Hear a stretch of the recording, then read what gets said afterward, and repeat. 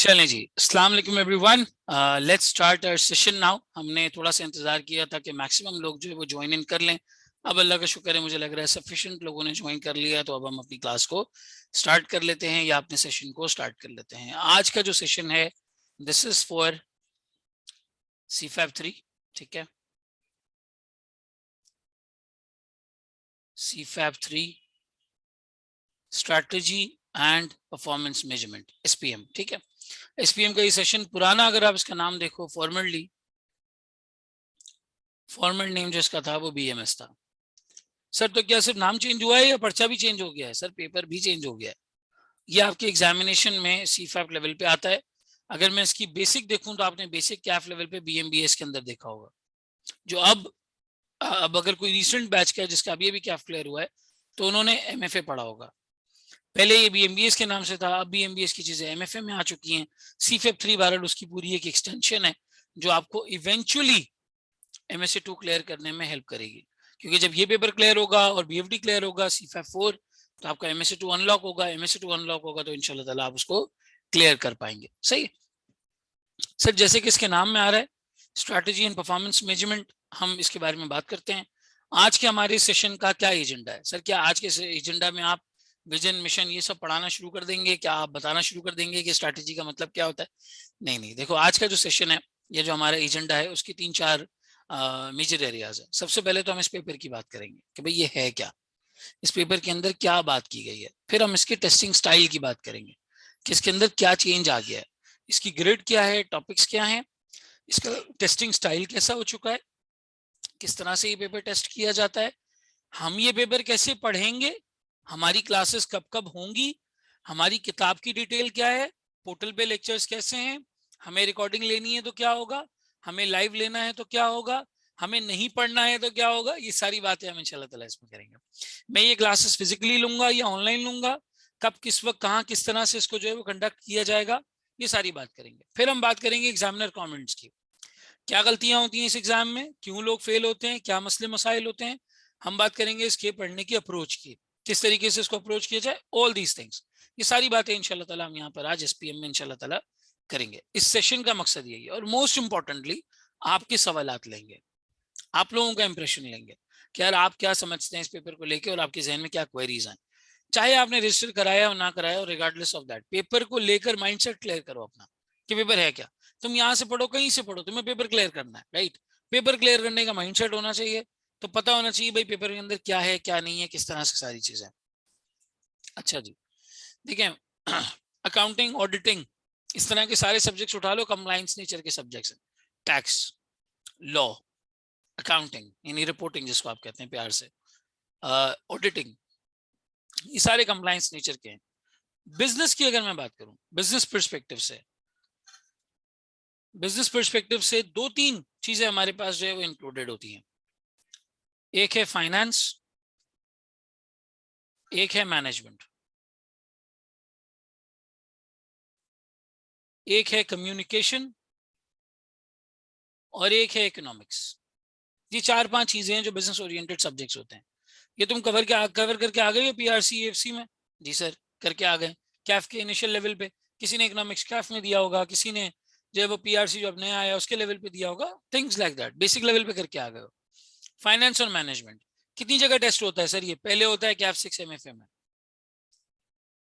पहले BMBS था, MFA के अंदर भी ये दोनों चीजें आ गई हैं। वहां पे आपके पास स्टैट्स भी है, वहां पे आपके पास IT भी है, वहां पे आपके पास फाइनेंस भी है, वहां पे आपके पास मैनेजमेंट भी है, चारों चीजें वहां पर है।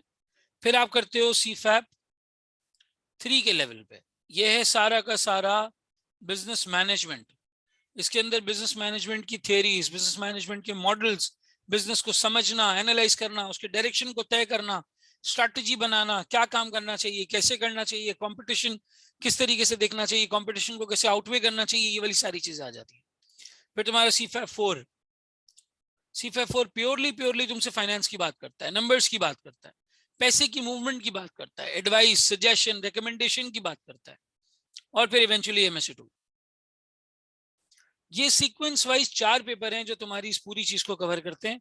ये पूरा एक सेट बनता है, क्योंकि MSc2 में वो मैनेजमेंट भी पूछेगा, वो फाइनेंस भी पूछेगा, वो तुमसे IT कंट्रोल्स वगैरह ये चीजें भी पूछेगा, वो तुमसे स्ट्रैटेजी की भी बातें करेगा। सारी की सारी बातें वो तो हम तुमसे करेगा। MSA 2 में 50 नंबर का एक सवाल होता है, 25 नंबर का एक, 25 नंबर का एक, 3 सवाल में पेपर खत्म। लेकिन वो 3 सवाल 17 पेजेस के ऊपर होते हैं। तो अगर फाउंडेशन अच्छी बनी हुई हो तो MSA 2 में भी काफी हद तक हेल्प मिलती है। बहरहाल यहाँ पर हमने कंक्लूड किया कि सर CFAP 3 के अंदर बहुत हद तक बिजनेस मैनेजमेंट कवर होती है, और बिजनेस मैनेजमेंट को उसने 2 पार्ट्स में तोड़ा है, strategy and performance measurement. Sir तो क्या इस पेपर में थ्योरी आती है? क्या मुझे रट्टा लगाना होगा? क्या मुझे याद करना होगा पेपर को? ये वो बेसिक क्वेश्चन है जो जहन में आते हैं। इसके लिए मैंने आपके लिए खूबसूरत काम किया है। ये समर 22 का पेपर है, ये देखें जी, ये जून 22 का पेपर है। अच्छा, मैंने जब दिया था ना तब BM नाम हुआ करता था इसका, BMS नाम था, उससे पहले BM था। 2016 में BMS हुआ, 2016 से पहले BM था, अब SPM है। मैंने जब ये एग्जाम दिया, मुझे मेरे सीनियर्स ने एक ही बात बोली थी, पास पेपर का रट्टा मार ले, पेपर निकल जाएगा, पास पेपर याद कर लो निकल जाएगा। हमने पास पेपर याद किए, नहीं निकला। दूसरी बार दिया तब खैर 5 पेपर थे, इसको बिल्कुल साइड पे रखा हुआ था, नहीं निकला। तीसरी बार दिया, इस दफा लिख के दिया, इस दफा प्रैक्टिस करके दिया, इस दफा ड्राफ्टिंग करके दिया, इस दफा समझ के दिया, पेपर निकल गया। और वही मेरी क्वालिफाइंग अटेम्प्ट थी, BMS, एडवांस टैक्स और ऑडिट, ये 3 पेपर दिए थे, अल्लाह का शुक्र तीनों निकल गए। 3 अटेम्प्ट में फाइनल निकला, ये तीनों अटेम्प्ट में 7 था। पहली में भी ये 7 था, दूसरी में भी ये 7 था, तीसरी में भी ये पेपर 7 था। तीसरी अटेम्प्ट में निकला। गलती क्या की थी? सीनियर ने बोला था पास पेपर का रट्टा मार लो। वो BM का इंप्रेशन था, बिजनेस मैनेजमेंट का, और वाकई पास पेपर का रट्टा मारने से वो निकल जाता था, वो निकल जाता था। मेरी भी जो पहली अटेम्प्ट थी 2016 की, उसमें 40 नंबर पास पेपर से आए थे, मैं फिर भी क्लियर नहीं कर पाया। मुझे ऐसा लगा था कि यार वो पास पेपर का एग्जैक्ट क्वेश्चन है, लेकिन वो एग्जैक्ट नहीं था, उसके अंदर थोड़े बहुत चेंजेस थे, उसके अंदर थोड़ी बहुत इस तरह की चीजें थी। बहरहाल आओ जरा ये पेपर दिखाता हूं मैं तुम्हें। कितने क्वेश्चंस हैं जी? सर ये तो 7 क्वेश्चंस, ठीक है। 100 नंबर में अगर 7 क्वेश्चंस आ रहे हैं, आप अगर एवरेज निकालो, करीब करीब आपको एवरेज जो है वो कह लो कि 15 नंबर के आसपास की मिल जाएगी, या 14 नंबर की एवरेज आसपास मिल जाएगी। 13-14 नंबर का एक सवाल होगा। आइए जरा सवालात का मुआयना करते हैं। पढ़ा नहीं रहा हूं, सिर्फ पेपर का स्ट्रक्चर दिखा रहा हूं। सर क्वेश्चन 1, सर इतना लंबा सिनेरियो रिक्वायरमेंट में कह रहा है इवैल्यूएट करो भाई। वो दिन गए जब तुम डिस्कस करते थे, जब तुम एक थियरी छाप देते थे, या हम तुम्हें कहते थे आइडेंटिफाई करके पॉइंट्स दे दो। इवैल्यूएट करो, सिचुएशन को इवैल्यूएट करो, डिस्कस करो मैनेजमेंट के स्टाइल को, बाबर के स्टाइल को, बाबर का स्टाइल कैसा है, एप्लीकेशन दी है, रट्टा नहीं दिया। तुमसे ये नहीं पूछा उसने कि थियरी एक्स थियरी वाई है क्या, उसने ये बोला भाई थियरी एक्स थियरी वाई लगाओ और देखो यहाँ पे किस तरीके से वो अप्लाई हो रही है। पहला सवाल सिनेरियो बेस्ड। आगे बढ़ते हैं। दूसरा सवाल, Yasir Ahmed, situation, explain how the system presented above meets the essential needs of a successful expert system। ये नहीं पूछा कि एक्सपर्ट सिस्टम है क्या, तुमसे पूछा भाई बताओ मीट कैसे करता है ये। आगे बढ़ो। सिनेरियो एप्लीकेशन, इसको मैं सिनेरियो नहीं कहूंगा, छोटा सा वो दे दिया आपको, बैकग्राउंड दे दिया, ये बैकग्राउंड है, सही है। क्वेश्चन नंबर 3, सर इतनी लंबी डिटेल, 21 नंबर का सवाल, क्या कह रहा है? इवैल्यूएट कह रहा है। क्या कह रहा है सर? डिस्कस कह रहा है, कह रहा है बताओ कैसे अप्लाई हो रहा है सिनेरियो में, financial non financial performance evaluate करके बताओ। सर BM में तो कभी नहीं सुना था कि फाइनेंशियल परफॉर्मेंस आती है, BM में तो या SPM में तो कभी नहीं सुना था कि इसमें नंबर्स भी आते होंगे। ये तो चीजें बता रहा है, ये यहाँ पे मुझे परसेंटेज दे रहा है, ये मुझे यहाँ पे प्री रिसेशन की बातें कर रहा है, इसमें तो इकोनॉमिक्स का एंगल भी आ गया, ये तो मुझसे इस तरह की छोटी छोटी चीजें नंबर्स में पूछ रहा है, मुझे डेटा प्रोवाइड कर रहा है। अच्छा कहाँ है डेटा, और डेटा देखते हैं। सर PNL, BMS में PNL दे दिया उठा के, ये तुम्हारी एस्टिमेटेड PNL, ये तुम्हारी बैलेंस शीट, ये दे दिए नंबर्स, तुम्हें कहा रेशियोज निकालो, एनालाइज करो फाइनेंशियल परफॉर्मेंस कैसी है, ये रही फाइनेंशियल परफॉर्मेंस का सवाल। एनालाइज करो फाइनेंशियल परफॉर्मेंस DHL की कैसी है during 2021।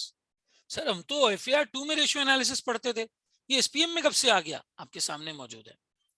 Sir question number 4, scenario, again scenario, discuss, explain, ये एथिक्स का सवाल है। एथिक्स में आप कह सकते हो कि एक थ्योरी बेस्ड क्वेश्चन आया होगा, ठीक है। क्वेश्चन नंबर 5, सर इतना लंबा सिनेरियो, कौन कहता है पासवर्ड का रट्टा मार के निकल जाएगा।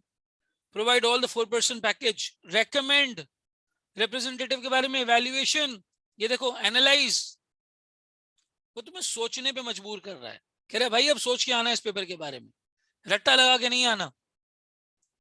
ये सिचुएशन दे दी, using E intermediary would be a better option for Ken. एक बिजनेस दे दिया उठा के, कहा यार डिसीजन लो, एडवाइजर बनो, बताओ यहाँ पे ये करना चाहिए या नहीं करना चाहिए, यहाँ पे एग्जिस्टिंग प्रमोशन स्ट्रैटेजी, सिचुएशन दे दी, का एनालाइज करो। क्वेश्चन नंबर 7 पे आ जाओ। सर सिचुएशन दे दी, गॉन आर द डेज जब हम रट्टा लगाते थे कि गैंट चार्ट बनता कैसे, नेटवर्क एनालिसिस होता कैसे, करके दे दिया। कब आप बताओ, एनालाइज करो आपके प्रपोजल ठीक है नहीं है। इंडस्ट्री में चीजें हम तो नहीं बनाते, चीजें बनाने के लिए तो असिस्टेंट मैनेजर, नीचे सबऑर्डिनेट्स, अकाउंट्स ऑफिसर, ये लोग होते हैं। ये schedules, trial balance, laser, entries, ये सब करके आते हैं, हमारे सामने रिजल्ट आता है। अब बीइंग अ चार्टर्ड अकाउंटेंट अगर कोई मुझे ये बोले कि IFRS 16 की एंट्री मार दो, तो मैं कहूंगा भाई 3 लाख रुपए तो तुम डुबो रहे हो। अगर मैं IFRS 16 की एंट्री मारने के लिए बैठा हूँ, IFRS 16 की एंट्री मारने के लिए बंदा बैठा होगा, मैंने एडजस्टमेंट्स करनी होंगी एक दो, और उसके नंबर्स को चेक करना होगा। लेकिन बिजनेस किस डायरेक्शन में जा रहा है, क्या वो वैल्यू क्रिएट कर रहा है या नहीं कर रहा, कंपनी को फायदा हो रहा है या नहीं हो रहा, हमें ये वाला प्रोडक्ट बेचना चाहिए, वो प्रोडक्ट बेचना चाहिए, हमें मार्केट डेवलपमेंट करनी चाहिए, प्रोडक्ट डेवलपमेंट करनी चाहिए, हमें ले ऑफ्स करना चाहिए एम्प्लॉइज का, या ग्रोथ और एक्सपेंशन करनी चाहिए, हमें अपनी रिटेल की सप्लाई चेन की सप्लाई लाइन को कैसे मेंटेन करना चाहिए। ये सारे सवाल यहाँ पे होते हैं, सारी चीजें यहाँ पर आती हैं।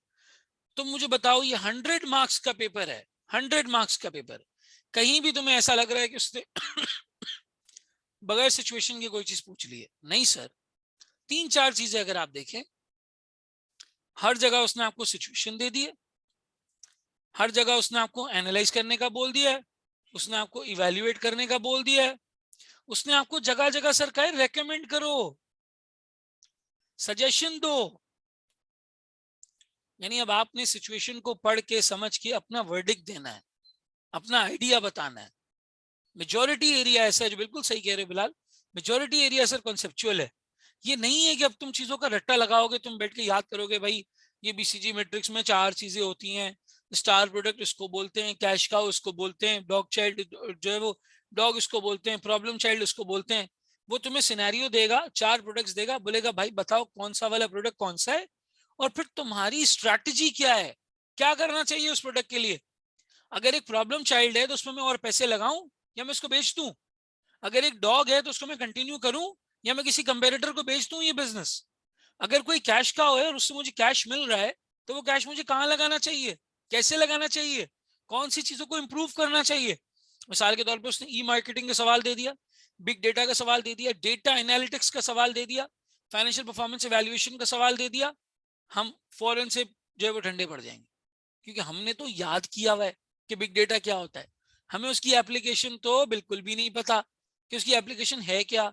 फेसबुक आज बिग डेटा अप्लाई कर रहा है, कैसे कर रहा है, Amazon आज बिग डेटा अप्लाई कर रहा है, कैसे कर रहा है, क्रेव मार्ट ने पूरे कराची में एड्स लगा दिए, क्यों लगा दिए, ये तबीयत.pk ने इतनी अजीब सी टैगलाइन क्यों रखी थी कि वो पॉलिटिशियंस का नाम लेके लिख रहे थे कि अब होगी सबकी तबीयत खुश, इसका क्या मतलब है, क्यों ऐसी मार्केटिंग की उन्होंने। वो 6 आईज ऑफ मार्केटिंग और 7 पीस ऑफ मार्केटिंग में कौन सा प्रिंसिपल है जो जाके उन्होंने हिट किया और उसी तरीके से जो है मार्केटिंग की। सर ये फूड पांडा ने ईटोए को 2011 में क्यों एक्वायर किया था, वो क्या सोच रहे थे कि उन्होंने अपने कंपेटिटर को एक्वायर कर लिया। सर ये उबर ने करीम को क्यों एक्वायर कर लिया। अच्छा जब किया तो करीम ने अपना राइडिंग बिजनेस तो दे दिया, फूड डिलीवरी बिजनेस नहीं बेचा, क्यों नहीं बेचा, वो आज भी करीम के नाम से ऑपरेट हो रहा है, वो उबर का नहीं है। सर ये एयरलिफ्ट ने 31% एम्प्लॉइज क्यों ले ऑफ कर दिए। सर ये जो नए नए स्टार्टअप्स हैं इनको चैलेंज क्यों फेस हो रहा है। सर ये दस्तगीर जो फाइनेंसिंग में काम कर रहा है $37 मिलियन को क्यों मिल गए। ये सारी चीजों को ग्रास रूट लेवल पे समझना है, इन सारी चीजों को अंडरस्टैंड करना है, क्योंकि this time around the examiner is not coming slow. वो कह रहा है भाई मैं तुमसे नहीं पूछूंगा कि तुम्हारे पेज नंबर 46 के लाइन नंबर 3 के छठे वर्ड में क्या लिखा हुआ है, या तुम्हारी बुक के स्टडी टेक्स्ट के 200 नंबर पेज पे क्या लिखा हुआ है। कह रहे मैं नहीं पूछूंगा, मैं सिचुएशन दूंगा तुम्हें, तुम बीइंग एडवाइजर बताओ बिजनेस को करना क्या चाहिए यहाँ पे। This is all about this paper, completely ये पेपर का आउटलुक है। कॉन्सेप्ट्स को पढ़ना है, रट्टा नहीं लगाना, समझना है, सवालात करने, सॉल्व करने, लिखने, ड्राफ्टिंग करनी है और फिर एग्जाम में अपेयर होना है। प्रॉपर ड्राफ्टिंग करनी है, ड्राफ्टिंग किए बगैर जा रहे हो भाई। अकाउंटिंग हमें अच्छा लगता है, क्यों अच्छा लगता है, हम सॉल्व करते हैं, हम सॉल्व करते हैं उसको। ऑडिट हमसे फेल होता है, क्यों होता है, हम लिख के नहीं जाते। हम सॉल्यूशन देखते हैं, सोचते हैं मैं होता तो मैं भी यही लिखता। SPM में भी लोग यही करते हैं, सॉल्यूशन देखते हैं और कहते हैं मैं होता तो मैं भी यही लिखता। अरे भाई किसने कहा कि आप होते तो आप ये लिखते? अगर आप ये लिखते तो आप अभी लिखे ना, 3 घंटे का टाइमर लगाएं, पेपर सॉल्व करें, 3 पेपर सॉल्व करें। एसपीएम का पेपर सॉल्व करने में लोगों को कोफ्त आती है, बाय बेटर वर्ड्स, लेकिन वो भी नहीं बोले जा सकते। लोगों को यहाँ पे कोफ्त आती है कि नहीं जी पेपर सॉल्व नहीं करना। क्यों नहीं करना? ये लाजिम और मलजूम है कि आपने ड्राफ्टिंग करनी है। मैं एक्सपेक्टेशन डे 1 पे क्लियर कर दूं। पहली अटेम्प्ट है ये नई स्कीम के बाद, ये पेपर का नाम चेंज हुआ, स्ट्रक्चर चेंज हुआ, पहली अटेम्प्ट है, 100 नंबर हर सवाल में सिचुएशन है। ठीक है, एक सवाल में छोटा सा बैकग्राउंड है, मैं मानता हूँ। एक आध जगह पे उसने स्ट्रेट फॉरवर्ड पूछ लिया कि हाँ चलो ये बताओ, एक्सप्लेन करो ये क्या चीज है। लेकिन 80-85%, 90% पेपर आपका कॉन्सेप्चुअल है जो आपसे एप्लीकेशन मांग रहा है। Sir even then we need to learn things as near to paper, we usually forgot names and theories in anxiety. नहीं, अगर अब भी कोई कहता है ना कि मैंने इस पेपर का रट्टा लगाना है, तो ये गलत बात है। देखो ड्राइविंग है ना, आदमी सीखता है, कभी भी पढ़ के नहीं सीखता है। ड्राइविंग का रट्टा नहीं लगता है। जब आप ड्राइविंग करते हो आपको याद खुद ही रह जाता है। तो आप जब एक दफा बीसीजी मैट्रिक्स का एक सवाल कर लोगे, आपको याद हो जाएगा। आप एंस ऑफ ग्रोथ मैट्रिक्स के 2 सवाल कर लोगे, आपको खुद ही याद हो जाएगा। लेकिन उसके लिए जरूरी है कि जब आप लेक्चर ले रहे हो उसी वक्त आप लिख के सॉल्व करो। लोग लेक्चर लेते वक्त सॉल्व नहीं करते हैं, वो कहते हैं सॉल्व हम एंड में करेंगे एग्जाम के टाइम पे। तो वो एक मसला बन जाता है। बिल्कुल रफीउद्दीन, ऐसा हो सकता है, आप पढ़ सकते हैं इसको, बिल्कुल पढ़ सकते हैं और कर भी सकते हैं पास इंशाल्लाह। अच्छा, एक आया है हमारे पास सवाल हुसैन का, since only 1 attempt of SPM, want to know how would you be preparing from। मैं अभी बता देता हूँ हसनैन इसके बारे में। मैं पूरा पोर्टल दिखाऊंगा, मैंने जून 22 में क्या किया है वो सब दिखाऊंगा, आपको आइडिया हो जाएगा मेरी अप्रोच क्या है। अंजलि कहती है sir I can understand the paper is conceptual but sir याद करना भी तो। नहीं देखो यही वाली बात है, पेपर ओपन बुक तो नहीं है अभी तक। यही वाली बात है कि अगर आपको चीजों का पॉइंट बाय पॉइंट रट्टा लगाना है, कितने दिन याद रख लोगे, कितने दिन याद रख लोगे। लेकिन अगर मैं बीसीजी मैट्रिक्स को पढ़ के एक दफा समझ के उसके 2 सवाल कर लूँ ना, मुझे वो याद रहेगा। At least I function that way. मुझे लगता है मुझे याद रहेगा अगर मैंने 2 सवाल में अप्लाई कर लिया कि स्टार प्रोडक्ट क्या होता है। छोटी सी अपने पास एक समरी बना लो आप, वो समरी भी मैं प्रोवाइड कर देता हूँ, लेकिन वो डेट्रीमेंटल है, मैं डे 1 पे बता देता हूँ। मैं अपनी चांदी करने के लिए आपको बोल दूं कि ठीक है यार कोई मसला नहीं है, आप जो है मेरी समरी से पढ़ लो, मैं समरी दूं, मैं दूंगा, बनी हुई है समरी, रेडी पड़ी हुई है, हैंड आउट ले लो, कोई मसला नहीं है। लेकिन अपने हाथ से जो फ्लो चार्ट बनाओगे ना, वो हमेशा याद रहेगा। लेक्चर लेते वक्त रजिस्टर मेंटेन करने की आदत डालनी है आपने। जिस वक्त लेक्चर हो रहा है रजिस्टर मेंटेन करना है आपने, आपने पॉइंटर्स बनाने हैं। ठीक है सर मेरा ऑडिट है, मैं नहीं ले सकता आपकी लाइव क्लास, मैं रिकॉर्डेड लूंगा। ठीक है, जब रिकॉर्डिंग ले रहे हो उस वक्त लिखो, लिखने की आदत डालो, this will make you remember things. ये यूं यूं यूं यूं आगे पीछे होकर रट्टा लगाने से कुछ नहीं होता है, आपने लिखने की आदत डालनी है। मैं मतलब आज इस स्टेज पे इतने सालों से ये चीजें पढ़ा पढ़ा के भी मेरी अभी तक लिखने की आदत है। अभी आप यूं यूं करके उसको ये रट्टा लगाना शुरू करेंगे, या आपको लगेगा कि आप वॉक करते करते बहुत अच्छा याद कर सकते हैं, क्या फायदा उस चीज का, कितने दिन वो याद रहेगा। मुझसे तो बिल्कुल भी रट्टा नहीं लगता था, एक लाइन का भी रट्टा नहीं लगता था। अक्सर ये भी मैं बता देता हूँ, 1 बाय 1 सब चीज पे आते हैं। बुक के हवाले से कोई सवाल है, क्लासेस कैसे होंगी, ये सब सब मैं दिखाऊंगा। पहले पेपर की बात करो, अभी पेपर और उसकी ग्रेड की बात करते हैं कि भाई है क्या क्या इसके अंदर, मैं कैसे पढ़ाऊंगा, क्लासेस कैसे होंगी, किताब का क्या, सब में लेके आया हूँ। कोई टेंशन नहीं, 2 घंटे सारा कुछ कवर करेंगे इंशाल्लाह। ठीक है, होले होले चलते हैं। ये आ जाओ भाई, अब आपके एसपीएम के सिलेबस को थोड़ा सा डिस्कस कर लेते हैं। देखो जो आपका स्ट्रैटेजी वाला एरिया है, इंफॉर्मेशन जो स्ट्रैटेजी वाला एरिया है वो यहाँ पर है। स्ट्रेट फॉरवर्ड ये स्ट्रैटेजी के एरिया से तकरीबन 25 नंबर एवरेज आ जाएंगे। अच्छा, स्ट्रैटेजीज ने यहाँ पे रखा है, और strategic marketing, supply chain, human resource के अंदर तकरीबन 25-30 मार्क्स रखें। यहां से भी करीबन 5-7 नंबर 10 नंबर स्ट्रैटेजी के बन सकते हैं, यहां से भी बन सकते हैं। इधर देखो strategy and management of information technology, यानी इसके अंदर आईटी का सेक्शन है सर। इसके अंदर हम थोड़े बहुत कंट्रोल्स पढ़ेंगे, हम बिग डेटा को समझेंगे, हम डेटा एनालिटिक्स को समझेंगे, क्लाउड कंप्यूटिंग को समझेंगे, क्रिप्टो करेंसीज, बिटकॉइन, इस तरह की जो चीजें हैं, थोड़ा बहुत इंट्रोडक्शन होगा उसका, वो चीज को अंडरस्टैंड करेंगे। फिर यहाँ मार्केटिंग, सप्लाई चेन और एचआर आएगा। मार्केटिंग के अंदर सबसे इंपॉर्टेंट ई मार्केटिंग, ई मार्केटिंग पढ़ेंगे, कस्टमर रिलेशनशिप मैनेजमेंट का सॉफ्टवेयर क्या होता है, डेटा एनालिटिक्स किए कैसे जाते हैं। अच्छा, डेटा एनालिटिक्स के टूल्स में नहीं जाना हमने कि भाई ये सॉफ्टवेयर करते हैं, हमने समझना है डेटा एनालिटिक्स होता क्या है, हमने समझना है बिग डेटा होता क्या है, और बिजनेसेस को फायदा कैसे होता है, कैसे बिजनेसेस इससे बेनिफिट उठा सकते हैं। हम परफॉर्मेंस मेजरमेंट के अंदर फाइनेंशियल एंड नॉन फाइनेंशियल, इन दोनों की परफॉर्मेंस को एनालाइज करेंगे, इन दोनों की परफॉर्मेंस को एनालाइज करेंगे, फाइनेंशियल नॉन फाइनेंशियल दोनों में। समीर कहते हैं सर कुछ रेफरेंस बुक्स में मेंशन होता है कि चैप्टर 11 से स्टार्ट करना चाहिए, तो क्या हम अगर स्टार्ट करें तो सही होगा? यार स्ट्रैटेजी से स्टार्ट करना चाहिए। मैं तुम्हें पूरा सीक्वेंस बताऊंगा। मेरे हिसाब से सबसे पहले आप स्ट्रैटेजी करो, स्ट्रैटेजी के बाद आप इंफॉर्मेशन टेक्नोलॉजी में ई बिजनेस करो, ई इंटरमीडियरी करो, ई मार्केटिंग करो, ठीक है ना, ई सप्लाई चेन करो, फिर उसके बाद आप बिग डेटा, डेटा एनालिटिक्स पे आओ, कस्टमर रिलेशनशिप मैनेजमेंट, सॉफ्टवेयर, ये वाला एरिया मुकम्मल कर लो। 50 नंबर हो गए आपके पेपर के, 50 नंबर हो गए। फिर आप 20-30 नंबर के लिए HR, supply chain, operations, learning organisation, change management, ये वाली सारी चीजें करें। फिर उसके बाद आप 10-15 नंबर के लिए ratio analysis, financial performance analysis करें, फाइनेंशियल नॉन फाइनेंशियल, बल्कि इसको स्ट्रैटेजी के साथ ही करो, 60 नंबर हो जाएंगे। स्ट्रैटेजी के बाद पहले रेशियो एनालिसिस कर लो, इंटरेस्टिंग होता है। 60 नंबर यहाँ पे हो गए। फिर आपका HR, सप्लाई चेन, ये वाला सारा पूरा एरिया आ गया। एंड में एथिक्स, और अगर सुस्ती हो रही है, नहीं पढ़ा जा रहा, पहले एथिक्स कर लो, कॉन्फिडेंस आ जाएगा कि चलो यार 10 नंबर 15 नंबर तो कवर हो गए। एथिक्स से स्ट्रेट 10 नंबर आएंगे, स्ट्रेट 10 से 15 की है एथिक्स आएगा। सर क्या हम इतने अनएथिकल आदमी हैं कि हमारी जगह एथिक्स पढ़ाई जा रही है? नहीं, आपके अंदर बैठ जाए, रूह के अंदर जमा हो जाए एथिक्स, इसलिए बार बार पढ़ाई जा रही है। सर क्या ये एथिक्स कोई डिफरेंट है? कोई डिफरेंट नहीं है, कोई डिफरेंट एथिक्स नहीं है। जो तुम लोग पढ़ के आए हो FR में, टैक्स में, ऑडिट में, यही है। इनफैक्ट इसके अंदर तो थोड़ा सा टोन डाउन है। ऑडिटिंग जितने सेफगार्ड्स और एथिकल थ्रेड्स तो इसके अंदर है भी नहीं, बहुत कम चीजें हैं, थोड़ी बहुत चीजें हैं एथिक्स के अंदर, बहुत थोड़ी बहुत चीजें। तो छोटा सा एथिक्स का एरिया है।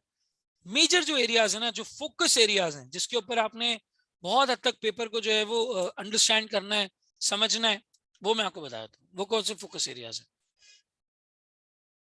सर वो है स्ट्रैटेजी, सर वो है मार्केटिंग, सर वो है इंफॉर्मेशन टेक्नोलॉजी, ठीक है, इंफॉर्मेशन टेक्नोलॉजी, वो है financial performance analysis, financial and non financial performance analysis.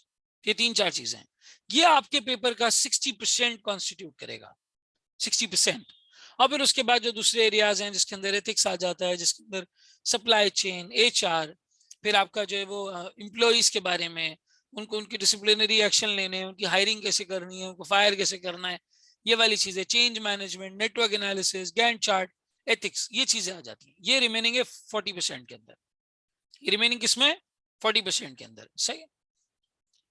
अच्छा, एक और सवाल आया सर, परफॉर्मेंस मैनेजमेंट में कैलकुलेशन भी इन्वॉल्व है। यार बहुत सारे नंबर्स वो तुम्हें कैलकुलेट करके देगा, रेशियोस तुम्हें कैलकुलेट करना है, रेशियोस कैलकुलेट करना है तुम्हें, ठीक है।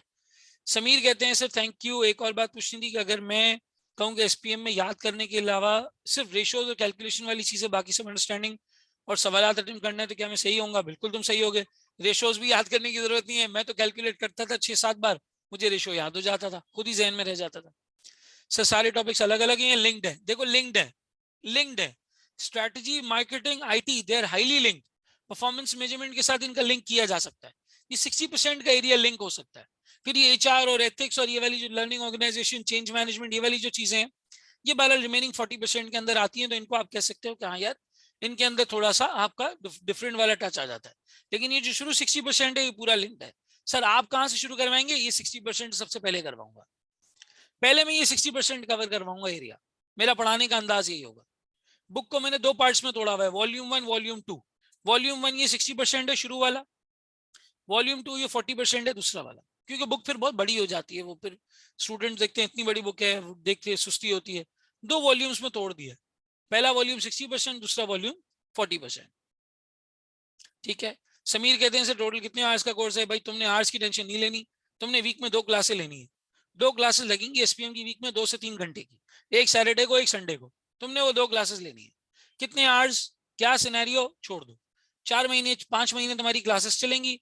अभी हम क्लास इंशाल्लाह कमिंग वीकेंड से शुरू करेंगे। ये जो कमिंग तुम्हारा सैटरडे आएगा 25 जून तुम्हारी क्लास स्टार्ट होगी। जुलाई, अगस्त, सितंबर, अक्टूबर, 4 महीने क्लास चलेगी। ये 4 महीने क्लास अक्टूबर के एंड में खत्म, ठीक है, अक्टूबर के एंड में खत्म। टाइमिंग्स क्या होंगी? दोपहर और शाम की टाइमिंग्स होंगी, ठीक है। इसी के आसपास आपकी टाइमिंग्स होंगी सैटरडे और संडे की। व्हाट्सएप ग्रुप का लिंक ताहिर ने तुम्हारे साथ चैट पे भी शेयर किया है, वो ज्वाइन कर सकते हो, सही है, बेहतरीन, थैंक यू ताहिर। ठीक है, तो मैं इस 60% से शुरू करूंगा, ये 60%। लेकिन सर ये 60% में है क्या क्या, आओ देखते हैं। Corporate strategy, venture capital firms, startups, बहुत ये वर्ड सुनते हैं ना हम, ये सारे आएंगे। इंटरनल एक्सटर्नल फैक्टर्स, इनका analysis, strategic choices, sir strategic positioning पढ़ेंगे, स्ट्रेटेजिक एनालिसिस पढ़ेंगे, विजन और मिशन पढ़ेंगे, कंपैरेटिव एनालिसिस पढ़ेंगे, कंपैरेटिव स्ट्रैटेजीज पढ़ेंगे, डिफरेंशिएशन, कॉस्ट लीडरशिप, और जो आपका फोकस्ड डिफरेंशिएशन होता है, BCG matrix, portfolio analysis, strategy, collaboration, partnerships, जेवीज, franchising, mergers, acquisitions, ये सारी चीजें पढ़ेंगे यहाँ पे। Policies, resource allocation, controls change, इसके अंदर कुछ पोर्शन आईटी का है, कुछ डिफरेंट है, ठीक है। Strategy and management of IT, ये यहाँ पर आता है। बिजनेस प्रोसेस ऑटोमेशन, यहाँ पर आप बिजनेस प्रोसेसेस को ऑटोमेट कैसे करना है, कंट्रोल्स वगैरह, ये वाली चीजें पढ़ेंगे। आईटी कैसे बिजनेस को फायदा पहुंचा सकता है, sir big data, data analytics, decision making, ये यहाँ पर पढ़ेंगे। कैसे आईटी सपोर्ट कर सकता है, क्या रिकमेंडेशन होती है कंट्रोल्स के ऊपर, ये पढ़ी जाएंगी। सप्लाई चेन, ह्यूमन रिसोर्स, ये वाली चीजें ग्रिड सी के अंदर आ रही हैं, ठीक है। इसमें हमारी सप्लाई चेन के कॉन्सेप्ट आ जाते हैं, एचआर के कॉन्सेप्ट आ जाते हैं, human resource, talent acquisition, organisational behaviour, change management, sir change की जो चीजें वो यहाँ आ जाएंगी। लीडरशिप स्टाइल, लीडरशिप की थियरीज यहाँ आ जाएंगी। सिंपल समझ लो कि जो थोड़ा सा इंटरेस्टिंग कंटेंट है ना, वो 60% वाले में मैंने वॉल्यूम 1 में रखा है। जो थोड़ा सा डल कंटेंट है, इसमें थियरी वेरी ज्यादा है, कॉन्सेप्ट्स थोड़े से मतलब एप्लीकेशन बेस्ड कम है, चीजें याद करने वाली मतलब सॉर्ट ऑफ अप्लाई करने वाली ही है, लेकिन उनमें थोड़ा बहुत इस तरह से जहन में रखना होता है कि यार एचआर प्लानिंग का मतलब ये है, नंबर ऑफ एम्प्लॉइज को इस तरह से हैंडल करना होता है, हायरिंग करते वक्त ये चीजों का ख्याल रखना होता है, जॉब डिस्क्रिप्शन ऐसी होती है, एक एक सवाल करो याद रह जाएगा, क्रैमिंग करने की जरूरत नहीं है। मतलब सीवी कैसी होती है, सीवी बना के याद हो गया ना तुम्हें, अब जिंदगी में तुम्हें रट्टा नहीं मारना पड़ेगा कि सीवी कैसे बनती है, सीवी किस तरह बनानी है, जॉब डिस्क्रिप्शन किस तरह बनानी है, एक एक सवाल करोगे इंशाल्लाह समझ में आ जाएगा। ये तुम्हारा performance management, financial and non financial data both, ये लोगों को इस चीज की क्लैरिटी नहीं है, वो ये समझते हैं कि इसके अंदर सिर्फ रेशियो एनालिसिस है। भाई ये सिर्फ रेशियो एनालिसिस नहीं है, ये कंपनी की परफॉर्मेंस मेजरमेंट है। तुम्हें रेशियोज के साथ साथ नॉन फाइनेंशियल इंफॉर्मेशन भी देखनी है, नंबर ऑफ कस्टमर्स कैसे बढ़ रहे हैं, ग्रोथ कैसे आ रही है, फीडबैक कैसा आ रहा है, केपीआईज अचीव हो रहे नहीं हो रहे, रिपीट कस्टमर्स कितना है, लाइफ टाइम वैल्यू कितनी है, लॉयल्टी कस्टमर से कितनी बिल्ड हुई है, सारा कुछ यहाँ पे डिस्कस होगा, everything will be discussed over here, ठीक है। फिर तुम्हारा सस्टेनेबिलिटी, इंटीग्रेटेड रिपोर्टिंग, कॉस्टिंग में पढ़ा था, सस्टेनेबिलिटी और integrated reporting, environmental perspective, social perspective, economic perspective, ये सारा यहाँ पे डिस्कस होगा, ठीक है। सीएसआर, हिस्टोरिक फाइनेंशियल इंफॉर्मेशन, ये सारी यहाँ पर आएगी। फिर तुम्हारे एथिक्स वाला एरिया आएगा। So this is about your total grid, ये तुम्हारा टोटल पेपर है। स्पेसिफिक एग्जामिनेबल टॉपिक्स अगर देखना चाहो तो यहाँ पे vision, mission, goal, strategic planning, KPIs, balance scorecard, resource allocation, स्वॉट analysis, BCG matrix, PESTEL analysis, 5 forces, capabilities, resource allocation, ये सब यहाँ पे डिस्कस होगा, ठीक है।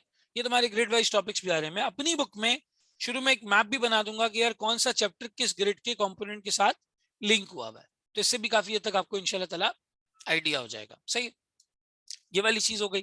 तो हमने पेपर का एक बेसिक आइडिया समझ लिया कि भाई पेपर टेस्ट कैसे हो रहा है, और हमने ये भी समझ लिया एट द सेम टाइम कि इसके सिलेबस में क्या है, ठीक है। अब हम थोड़ा सा देखते हैं कि इसके एग्जामिनर कमेंट्स में इसने हमेशा क्या गलतियां निकाली हैं। पिछले 2-3 अटेम्प्ट के एग्जामिनर कमेंट्स देख लेते हैं। ये आपका सितंबर समर 21 का पेपर है, ठीक है। Further noted, some examinees struggle in applying the learned concepts. BFD में भी ये यही कह रहा है कि तुम्हारी conceptual understanding नहीं है, SPM में भी यही कह रहा है कि तुम्हारी conceptual understanding नहीं है, तुम अप्लाई नहीं कर पा रहे अपने कॉन्सेप्ट्स को। तुमने याद तो कर लिया है कि बीसीजी मैट्रिक्स क्या है, लेकिन अप्लाई नहीं कर पा रहे। सलमान में किताब के बारे में भी बता देता हूँ, थोड़ा सा वेट कीजिएगा, सब कवर करेंगे इंशाल्लाह, ठीक है। ये तुम्हारे 30-35% एवरेज जिसका पासिंग रिजल्ट होता है, कह रहे साफ कह रहे भाई तुम लर्निंग कॉन्सेप्ट्स को अप्लाई नहीं कर पाते, and often end up reproducing the concept without giving due consideration to the scenario. आप सिनेरियो को लिंक नहीं करते, बस जो समझ में आता है वो लिखते चले जाते हैं। आपको लगता है कि उसने एक रटी रटाई चीज पूछी है वही लिखनी है। ये तब होता है जब आप आदी नहीं होते क्वेश्चंस को करने के।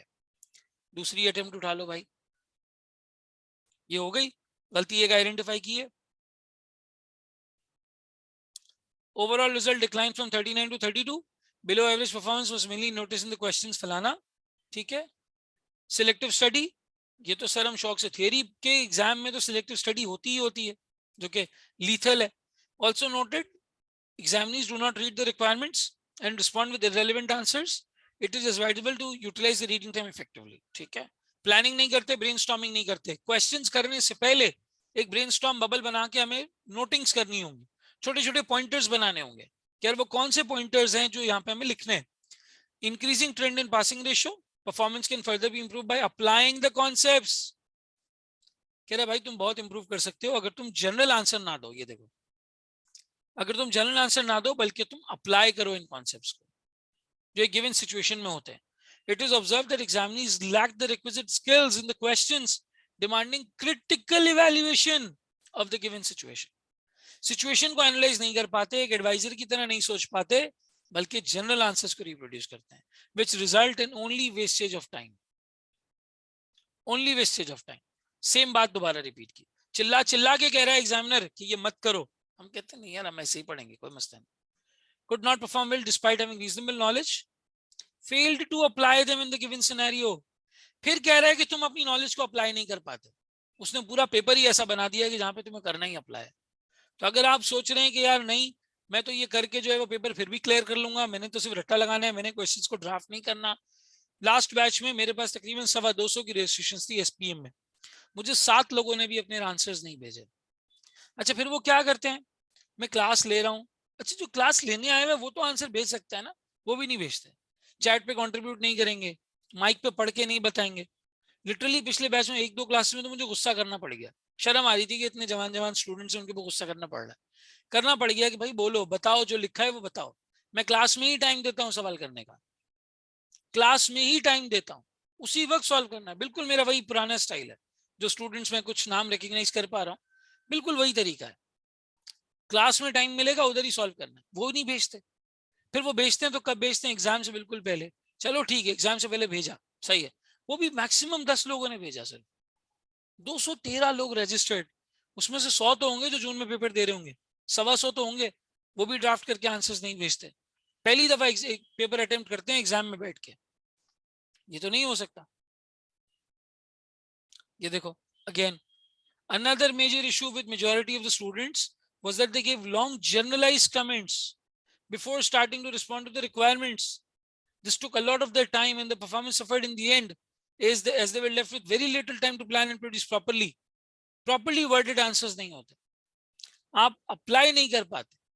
साफ समझते हैं यहाँ ठीक है, स्टडी टेक्स्ट के पेज नंबर 56 की लाइन नंबर 17 में आंसर था इसका, यही डाल देना है, ऐसा नहीं। तो ये कुछ आइडिया मैंने आपको बताया किस तरीके से ओवरऑल पर्सपेक्टिव में ये मसला हो रहा है। ठीक है, inability to answer in the light of the given scenario. कब से चिल्ला रहा है यार, 2017 से चिल्ला रहा है। अगर 17 में यही कमेंट है, 21 में भी यही कमेंट है, तो 4 साल में तो कोई इंप्रूवमेंट ही नहीं आई ना। पाकिस्तान पूरी ये गलती कर रहा है, जो एसपीएम दे रहे सारे सब यही गलती कर रहे हैं। सर जो आपके असाइनमेंट्स होंगे आप उसको चेक करके मिस्टेक भी बता देंगे, हाँ क्लास के टाइमिंग्स पे दो यार, मसला नहीं है, मैं चेक करके बता दूंगा। पेपर में 3 दिन बाकी होंगे और 300 लोग भेज देंगे तो मैं एक आदमी कैसे बताऊंगा सब। आप क्लास के टाइमिंग्स में भेजें, अपने आंसर्स भेजें, मैं फीडबैक दे दूंगा आपको इंशाल्लाह इस पर। चलें, ये हमारा हो गया एग्जामिनर कमेंट वाला पार्ट। अब आते हैं अगले सेगमेंट पे कि भाई किताब का क्या सीन है, बुक कब मिलेगी। बुक भी दिखा देता हूँ, पोर्टल भी दिखा देता हूँ, पहले बुक देख लो बुक किस तरह से। ये वॉल्यूम 1 है, ठीक है, ये वॉल्यूम 1 है, सही है। वॉल्यूम 1 में अगर तुम आते हो तो वॉल्यूम 1 में सबसे पहले मैंने पास पेपर का एनालिसिस दिया हुआ है, जो इसका अटेम्प्ट वाइज एनालिसिस बनता है। फिर उसके बाद टॉपिकल एनालिसिस दिया हुआ है, टॉपिक वाइज। ये तुम्हारा पास पेपर का एनालिसिस बन रहा है, ठीक है। डिस्क्रिप्शन तक डाल दिए कि उसने क्या पूछा है, किस सवाल में क्या पूछा है।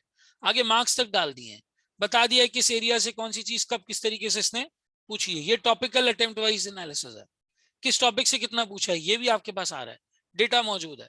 फिर सिलेबस डाल दिया है एसपीएम का पूरा, कि किस तरीके से इसका पूरा चीजें जो है वो कवर हो रही हैं। फिर रिसेंट एग्जामिनर कमेंट्स डाल दिए हैं ताकि इसको देख के तुम्हें डर लगे, तुम्हें याद आए कि मैं गलतियां नहीं करनी, मैंने ये डाल दिए हैं।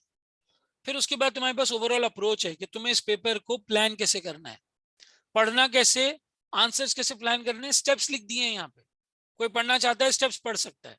फिर तुम्हारा यहाँ से टॉपिक स्टार्ट हो रहा है, पहला टॉपिक स्टार्ट हो रहा है। अब सर सवाल ये पैदा होता है कि इस बुक का क्या करें, अभी ये बुक ऑर्डर कर दें, नहीं अभी ये बुक ऑर्डर ना करें, ठीक है। मैंने एक तो रीसेंट अटेम्प्ट के क्वेश्चंस इसमें अपडेट करने हैं, पहला काम ये है। दूसरा काम ये है कि जेन्युइनली स्पीकिंग थोड़ा सा इस चीज को समझिएगा हाँ रिकॉर्डेड भी ले सकते हैं, अभी मैं पोर्टल पे आता हूँ, उसकी टेंशन नहीं लो, थोड़ा सा इस चीज को समझिएगा भाई। अच्छा इसमें मैंने फ्लो चार्ट्स वगैरह सब कुछ डाल दिए, लेकिन ये जो इंडेक्स है ना, मुझे लास्ट बैच के स्टूडेंट्स ने ये रिक्वेस्ट की कि सर ये जो इंडेक्स है आपके चैप्टर्स के नामों का, ये आपने अपने हिसाब से वही 60% चीज कवर की हुई है, लेकिन इसको आई कैप के स्टडी टेक्स्ट के हिसाब से कर दें, क्योंकि आई कैप की स्टडी टेक्स्ट में लिखा हुआ है स्ट्रैटेजी, आपने लिखा है थिंकिंग स्ट्रैटेजिकली, तो हमें नेविगेट करना पड़ता है कि आई कैप की स्टडी टेक्स्ट का कौन सा टॉपिक आपकी स्टडी टेक्स्ट में कहाँ कवर हुआ हुआ है। तो मैंने कहा ये तो जेन्युइन कंसर्न है, ठीक है, मैंने जिन्होंने कर दिए वो रुकवा सकते हैं, कोई मसला नहीं है, मैं फहीम भाई को कॉल कर दूंगा, वो रुकवा लें, ठीक है। नहीं अभी कोई स्टडी टेक्स्ट अपडेट होने के आसार नहीं है, सही है, study text is well comprehensive, बहुत कॉम्प्रिहेंसिव स्टडी टेक्स्ट है तुम्हारी। तो मैंने सिर्फ ये करना है कि मैं वॉल्यूम 1 के टॉपिक्स का जो सीक्वेंस है, कवर्ड तो सारी चीजें हैं, उसका जो सीक्वेंस है ना वो आईकैप की स्टडी टेक्स्ट के हिसाब से कर दूंगा, क्योंकि वो फिर स्टूडेंट्स का दिल नहीं रहता है कि यार हम आईकैप की भी किताब पढ़ लें, तो वो कहते हैं सर आपकी भी बुक पढ़ रहे हैं वो भी पढ़ रहे हैं, चीजें सेम है, सीक्वेंस सेम कर दें आप उसका, आपने भी वही लिखा हुआ है वहां पे भी वही लिखा हुआ है, तो आप उसका सीक्वेंस सेम कर दें। मैंने थोड़ा उस तरह से लिखा है कि तुम्हें पढ़ने में, समझने में, याद करने में आसान हो जाएगा। जहां फजूल डिटेल है मैंने काट दी है, जहां काम की चीजें मैंने लगा दी है, जहां फ्लो चार्ट हो सकते हैं फ्लो चार्ट डाल दिए ताकि तुम्हें याद रह जाए। मैं दिखा देता हूँ एक आध फ्लो चार्ट की एग्जाम्पल। ये जैसे इस तरह से छोटे छोटे ऐसे चार्ट्स मैंने बना दिए जिससे समझ आ जाए कि कौन सी चीज किस तरीके से लिंक हो रही है, और मैं क्लास में स्क्रीन शेयर करके इसी बुक से पढ़ाऊंगा, मेरी बुक है इसी से पढ़ाऊंगा, तो इंशाल्लाह ताला आपको फिर कोई मसला नहीं होगा। लेकिन मुझे सिर्फ और सिर्फ स्टूडेंट्स के फीडबैक के हिसाब से इसको आपके आई कैप की स्टडी टेक्स्ट की एग्जैक्ट सीक्वेंस में करना है। फिर आप दोनों में से कोई भी पढ़ लो, कोई भी पढ़ लो, आप चाहे आई कैप की स्टडी टेक्स्ट पढ़ लो या आप ये एसपीएम की किताब पढ़ लो, दोनों में से कोई भी पढ़ लो, इसके अंदर कोई मसला नहीं है। जिन्होंने मंगवा भी ली है वो अगर इससे पढ़ भी लेंगे तो कोई इशू नहीं है भाई, सारा कुछ इसके अंदर कवर हुआ है। तो मैं सिर्फ इसमें रिसेंट अटेम्प्ट का एक क्वेश्चन डालूंगा, जो आपका क्वेश्चन पेपर है वो डालूंगा, और इसके अलावा इसके सीक्वेंस को थोड़ा सा आगे पीछे कर दूंगा। नया कंटेंट या नई कोई मेजर चीज या कोई नया टॉपिक वो इसके अंदर नहीं है। पीडीएफ में बिल्कुल मिल सकती है, डाउनलोड कर लेना अपने पास, अभी तो मैं दूंगा पीडीएफ में, क्योंकि जो तुम्हारी बुक अपडेट होके सीक्वेंस वगैरह उसका अपडेट होके आएगा वो जुलाई के मिड तक आएगा, 2-3 हफ्ते मुझे चाहिए होंगे, अभी जून का 1 हफ्ता और जुलाई के 2 हफ्ते तकरीबन, तो जुलाई के मिड में आएगा, तब तक मैं तुम्हें पीडीएफ दे दूंगा, उस पीडीएफ से पढ़ सकते हो। हाँ हाँ बिल्कुल, इसमें प्रैक्टिस क्वेश्चंस हैं, ये देखो मैं तुम्हें दिखा देता हूँ, इसमें बिल्कुल तुम्हारे प्रैक्टिस क्वेश्चंस हैं। तुम इंडेक्स देखो, इंडेक्स में हर टॉपिक के बाद इसके प्रैक्टिस क्वेश्चन है, ये स्ट्रेटेजी, ये प्रैक्टिस क्वेश्चन, ये स्ट्रेटेजिक एनालिसिस, ये प्रैक्टिस क्वेश्चन, ये स्ट्रेटेजिक चॉइस, ये प्रैक्टिस क्वेश्चन, ये मेथड्स ऑफ स्ट्रेटेजिक डेवलपमेंट, ये प्रैक्टिस क्वेश्चन, इसके नीचे ई बिजनेस प्रैक्टिस क्वेश्चन, आईटी इसके नीचे प्रैक्टिस क्वेश्चन, प्रैक्टिस क्वेश्चन पे क्लिक करो डायरेक्ट पहुंच जाओगे। ये इसके प्रैक्टिस क्वेश्चंस बड़े बड़े सिनेरियो बेस्ड डाले हुए हैं मैंने, यहाँ पे आप ये आप क्वेश्चन का साइज देख सकते हैं आपके सामने, सिनेरियो बेस्ड क्वेश्चंस मैंने डाले हुए बाकायदा तौर पर, तो कोई ऐसा मसला नहीं है, इंशाल्लाह ताला प्रैक्टिस करोगे काफी हो जाएगा। फिर तुम्हारी वॉल्यूम 2 देखो, ये वॉल्यूम 2 है, वॉल्यूम 2 के अंदर वो 40% वाला एरिया है, ठीक है, इसमें कोई चेंज नहीं है, वॉल्यूम 2 के अंदर मैं कोई चेंज नहीं करूंगा, चंद एक प्रैक्टिस के क्वेश्चंस ऐड कर दूंगा, चंद एक क्वेश्चंस ऐड कर दूंगा। तो ये अगर आप वॉल्यूम 2 में जाके देखते हो तो यहाँ पे मैंने बिल्कुल एंड में देखो, comprehensive case studies page number 267, आओ पेज नंबर 267 पे चलते हैं। ये कॉम्प्रिहेंसिव केस स्टडीज आ रही हैं, ये सारी केस स्टडीज दूसरी एग्जामिनेशन बॉडीज की हैं, एक एक सवाल में 6-6 5-5 चीजें पूछी गई हैं, मैंने यहाँ पे इनको डाला भी है, इनका सोल्यूशन भी है, और ये सवाल मैं करवाऊंगा भी। ये मेनली तुम्हारी रिवीजन के क्वेश्चंस होंगे, जब सारा सिलेबस खत्म हो जाएगा फिर मैं ये सवाल करवाऊंगा ताकि बेशक तुम लोगों की जो भी तैयारी बहुत अच्छी से हो सके। तो ये वाले सवाल मैं करवाऊंगा भी। तो वॉल्यूम 1 वॉल्यूम 2 दोनों रेडी है, जिन्होंने भी ऑर्डर नहीं किया वो वेट कर लें, जिन्होंने कर लिया डिलीवर नहीं हुआ वो रुकवा दें, और अगर डिलीवर हो गई है तो कोई ऐसा मसला नहीं है, जब नई बुक प्रिंट होगी मैं खुद आपको भेज दूंगा वो बुक। जो जनरली इस तरह के स्टूडेंट्स हैं अगर वो ट्रैक रिकॉर्ड से दिखा देंगे कि सर ने मंगवा ली थी, हमें बस हो गई है नई वाली बुक दिलवा दें, मैं दिलवा दूंगा इंशाल्लाह, कोई मसला नहीं है उसके अंदर, ठीक है।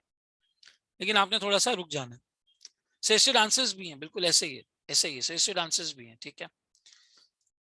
तो ये वाली सारी चीजें हो गई, सही है, ये हमारी बुक की बात हो गई। अब आ जाओ पोर्टल के ऊपर कि सर पोर्टल कैसा है आपका। तो भाई जो लास्ट अटेम्प्ट में वो किया है वो दिखा देता हूँ। देखो ये है जून 22, स्ट्रैटेजी एंड परफॉर्मेंस मेजरमेंट जून 22, ठीक है, जून 22 है। ये है strategy and performance measurement December 22 and onwards, December 22 and onwards ये खाली है बिल्कुल। आज पहली क्लास इस पे अपलोड होगी, ये बिल्कुल खाली है।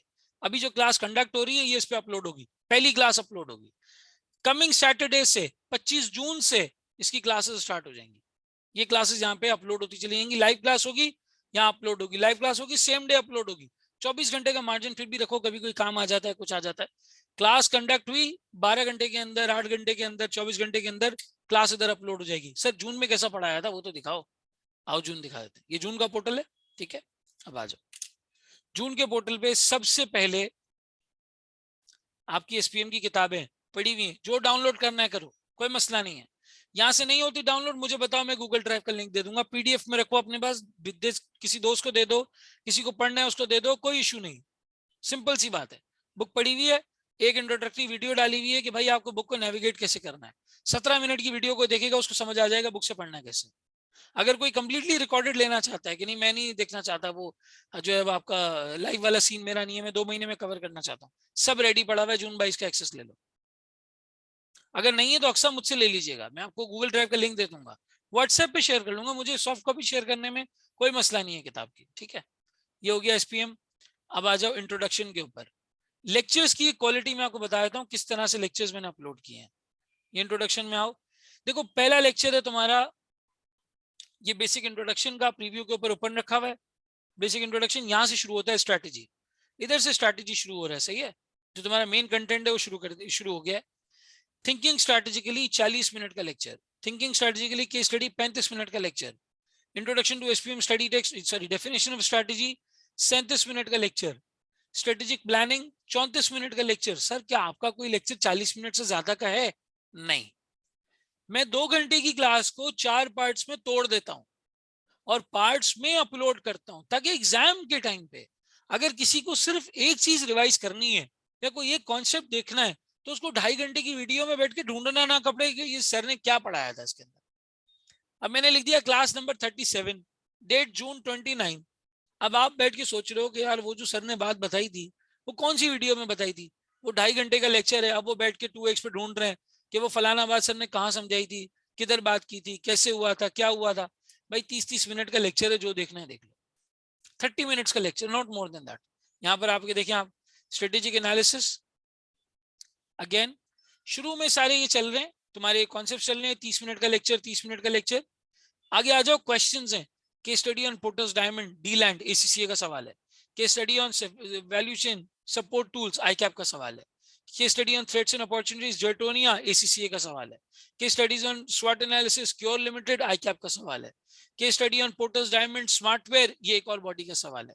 केस स्टडीज दी हुई है यहाँ पे सारी, नीचे हैंडआउट्स दिए हुए, केस स्टडीज दी हुई, हैंडआउट्स दिए हुए। मैंने ये सवाल करवाए, सॉल्व करवाए, खुद क्लास में सॉल्व किए, करवाए स्टूडेंट से। स्ट्रेटेजिक चॉइस में आ जाओ, concept of strategic groups market segmentation, ये इस पे केस स्टडी आ रही है। दोनों लेक्चर 40-40 मिनट के हैं, 17 मिनट का है दूसरा वाला। फिर case study on strategic groups, concept of comparative strategies 45 minutes का है। कोई एक चीज रिवाइज करनी है आके वही लेक्चर देख लो बस, पूरी 2.5 घंटे की क्लास के अंदर घूमने की जरूरत नहीं है।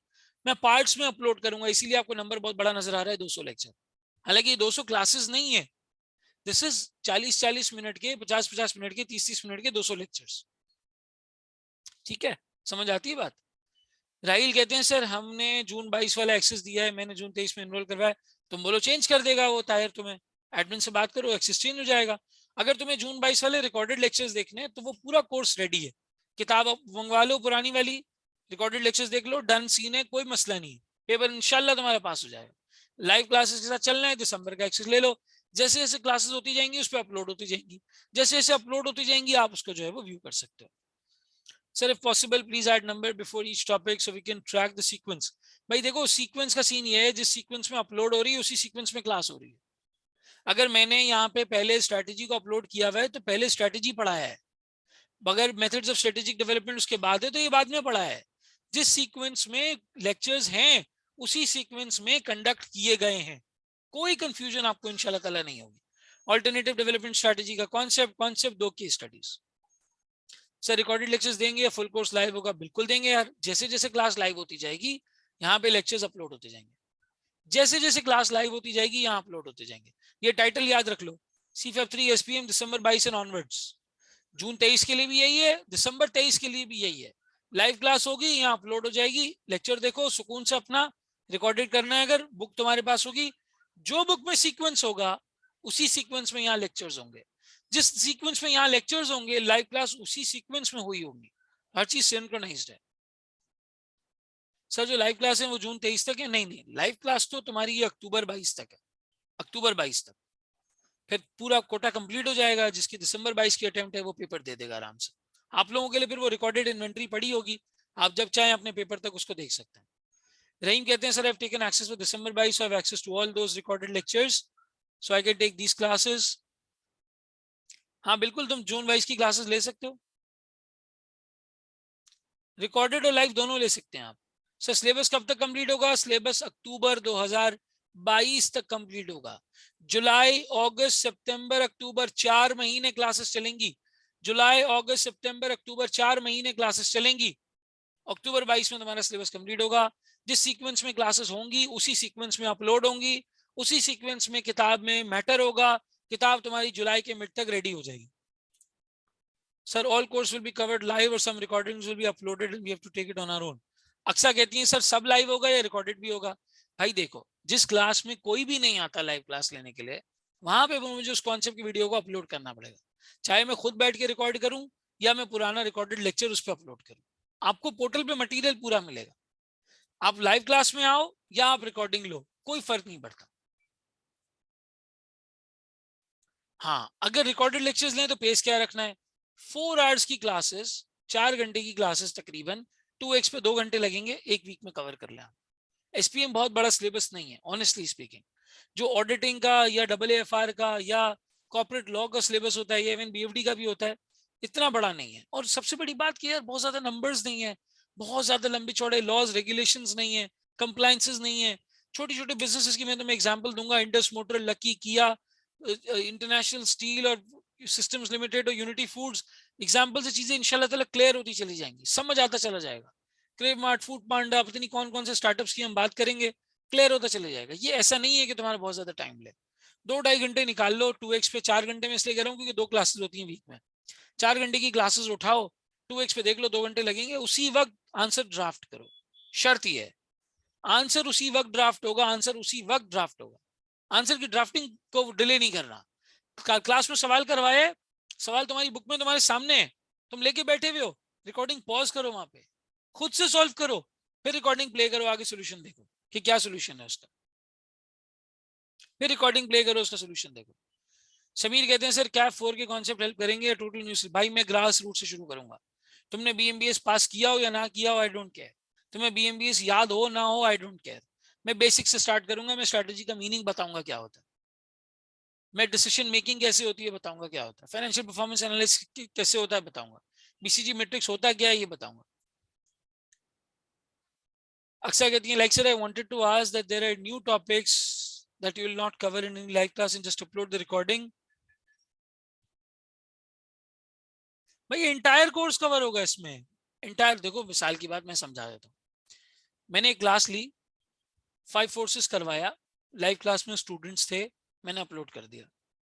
अब मैं पेस्टिल एनालिसिस की क्लास ले रहा हूँ, क्लास में कोई नहीं है, कोई भी नहीं है, कोई आया ही नहीं, तो पेस्टिल तो चेंज नहीं हुआ ना, मुझे पेस्टिल एनालिसिस पता है, मैंने करवाया हुआ है ऑलरेडी, मैं उसका लेक्चर अपलोड कर दूंगा। अब किसी ने लाइव अगर लेनी ही नहीं है तो लोग रिकॉर्डिंग ही लेंगे, तो रिकॉर्डिंग वो लेक्चर आ रहा है देखें आप। आपके लिए फॉर ऑल प्रैक्टिकल पर्पसेस आप दिसंबर 22 को अपना किबला अव्वल बनाएं, दिसंबर 22 खोलें, लेक्चर्स आ रहे हैं देखते जाएं। आपको टेंशन नहीं लेनी अगर आप रिकॉर्डिंग ले रहे हैं कि मैंने लाइव ली थी या नहीं ली थी, आप रिकॉर्डिंग ले रहे हैं आपको रिकॉर्डेड मिल जाएगी, आप लाइव ले रहे हैं टाइम पे क्लास होगी, आप ज्वाइन करें आके लाइव क्लास लें। क्या ये बात समझ आती है सबको? Everyone gets it? आपने इस चीज की टेंशन नहीं लेनी कि वो फिर किस तरीके से क्लास जो है वो हो रही है, सही है। अच्छा जी, आप में से कोई ऐसा है जो कह रहा है कि मैं जून 22 का एक्सेस लूंगा और 2 महीने में सारी रिकॉर्डिंग देख के खत्म कर दूंगा, तो वो फिर पुरानी बुक ऑर्डर कर ले, उसके लिए पुरानी बुक रेलिवेंट है, क्योंकि उन वीडियोस में मैंने पुरानी बुक से ही पढ़ाया है। आप में से कोई कहता है सर मैंने दिसंबर 22 का एक्सेस लिया है, मैं रिकॉर्डिंग लूंगा, कोई फर्क नहीं पड़ता, दिसंबर 22 पे लेक्चर्स हर वीक अपलोड होंगे, देखते जाना रिकॉर्डिंग।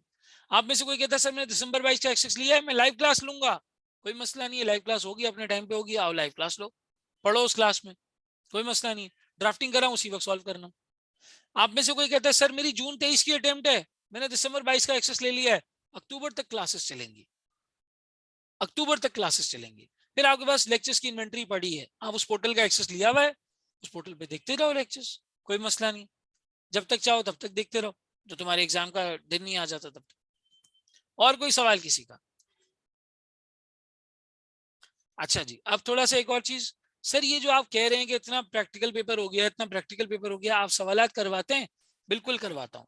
पोर्टल पे जाओ, आप देखो हर जगह पे मैंने केस स्टडीज करवाई हुई है। ये ई मार्केटिंग है, जैसे ये देखो, case study on marketing, case study on marketing, case study on 6 eyes.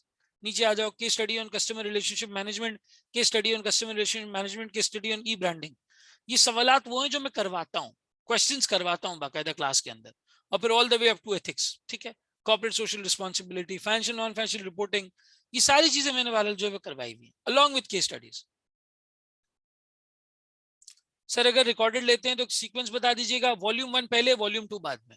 अगर रिकॉर्डिंग लेते हो तो जिस सीक्वेंस में पोर्टल पे लेक्चर्स आ रहे हैं उसी सीक्वेंस में देखो, स्ट्रैटेजी से शुरू करो। ये देखो ना, मैं जो ये सीक्वेंस अभी है ना, मैं वही फॉलो करूंगा दिसंबर 22 में।